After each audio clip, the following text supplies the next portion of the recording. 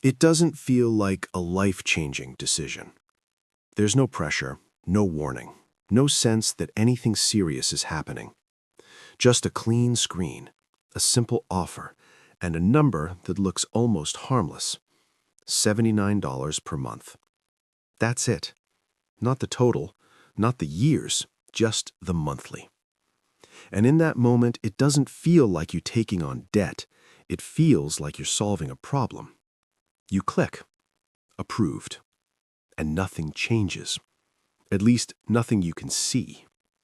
Because the real effect of a loan doesn't begin when you take it. It begins after you forget about it. Right now, borrowing in the US has never been easier. A few taps, a soft credit check, instant approval. You don't plan for it. You just accept it. And that's what makes it powerful. Not because loans are bad, but because they no longer feel like decisions.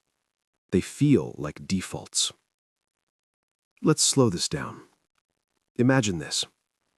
You take out a $20,000 loan. Interest rate, 12%. Term, 5 years. Your monthly payment comes out to around $445.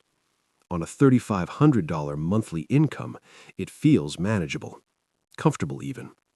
Because your brain isn't calculating $26,700, it's only seeing $445. And $445 doesn't feel like a big decision. Month 1, nothing changes. Month 3, still fine. Month 6, you stop thinking about it. It fades into the background, like your phone bill, like your rent. And that's where the shift happens. Because once something becomes invisible, it becomes permanent.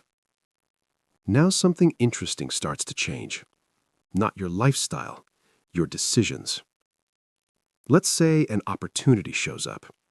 A new job in a different city, a risky startup role, a chance to go back to school. Before the loan, you might ask, is this worth it? After the loan, the question becomes, can I still make my payment? That's it. One question quietly replaces every other question, and that question starts shaping your life. You won't notice it at first.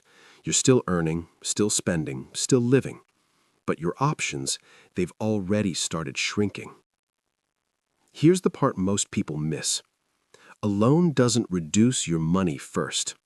It reduces your flexibility. Because every month, before you earn a dollar, $445 is already gone. Not physically, but mentally. It's committed. Now stretch that over time. 60 months, 5 years. 60 times you have to show up with that payment, no matter what changes. Your job, your income, your priorities. The loan doesn't adjust, you do. And slowly something subtle happens. You start organizing your life around the payment. You stay in safer jobs. You avoid uncertain opportunities. You delay decisions that don't guarantee stability. Not because you lack ambition, but because you have a fixed obligation. And here's the irony. Loans are often sold as tools for freedom. Upgrade your life. Invest in yourself. Don't wait.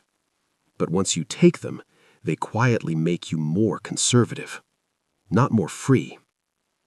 Now let's expose the math, because this is where things get uncomfortable. That $20,000 loan? You don't pay back $20,000. You pay closer to $26,700. That extra $6,700 doesn't feel shocking, because you never see it all at once. You experience it in pieces, $445 at a time. And your brain is very good at ignoring small, repeated costs. That's why subscriptions work. That's why monthly payments feel easy. But here's the difference. You can cancel a subscription. You can't cancel a loan.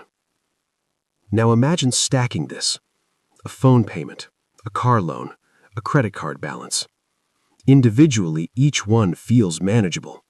Together, they start controlling your cash flow. Your income comes in, and before you even think about it, it gets divided. Loan payment, rent, bills. What's left isn't your full income, it's your remaining income. And that difference changes everything.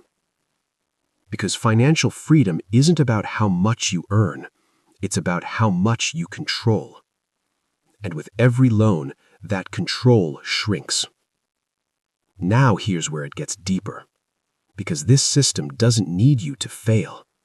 It needs you to continue. To wake up, go to work, earn, pay, repeat. That's stability for the system. But for you, it's a quiet form of limitation. Because the moment part of your income is already spoken for, part of your future is already decided. Now think about risk. Without fixed payments, risk feels exciting. With fixed payments, risk feels dangerous. Without obligations, you explore. With obligations, you protect. And over time, that difference compounds. Let's compare two people. One takes a loan today, the other waits, saves, delays. The first gets immediate access, the second gets delayed ownership. But here's the hidden shift. The first person spends years recovering, the second spends years building. One is tied to past decisions, the other is free to make new ones. And freedom compounds faster than most people expect. Now zoom out, because this isn't just personal, it's systemic. Entire economies run on this structure. Consume now, pay later. Homes, education, lifestyle, all funded by future income.